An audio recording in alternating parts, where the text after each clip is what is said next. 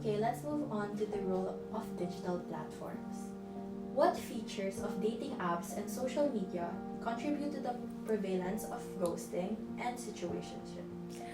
So I think because it's digital, a lot of times people don't see each other face to face, and that gives more opportunities for people to actually disappear, not define things. So rather than, for example, if it was an in-person relationship where you were seeing each other every day or as much as you can, really communicating, digital platforms provide a way for you to just disappear, just ghost someone, just not be clear, and even probably, entertain a lot of different people without necessarily having to have that face-to-face accountability.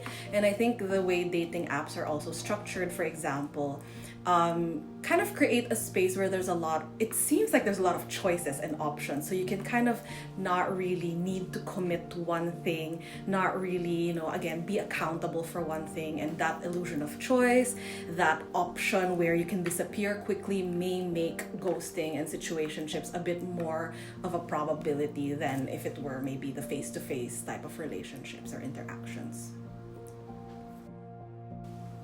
Are there studies in the field of psychology that explain why people behave differently in online relationships compared to in-person interactions?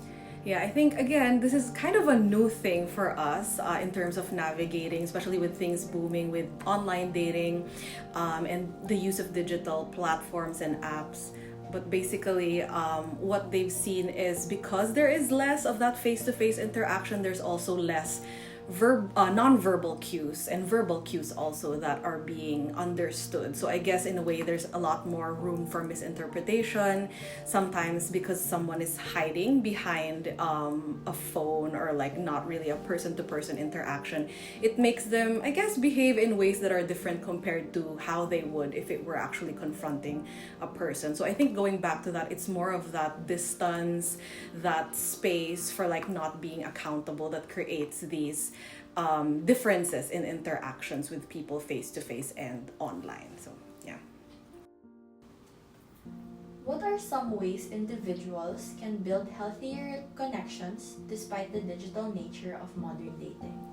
I think when we also look at studies in general of like digital apps, dating apps, it's not like these are totally bad things. So a lot of times it's easy to demonize like digital apps, dating apps, but in reality, they can be helpful tools if they're used proactively. So a lot of like the science about dating apps or social media use in general tends to point that if we're able to actively use these tools, then maybe it would lead to better, results, better outcomes, better mental states. But if we're using it passively, that's when it starts to become a bit more degrading, degradatory for someone's mental health, distressing for someone's mental health. So if they're able to intentionally use it, for example, I see a lot of people find success when they actually have the right intentions, the right motives when they're using dating apps. They're really seeking someone. They really want to put effort in it rather than just something that they can tap, they can swipe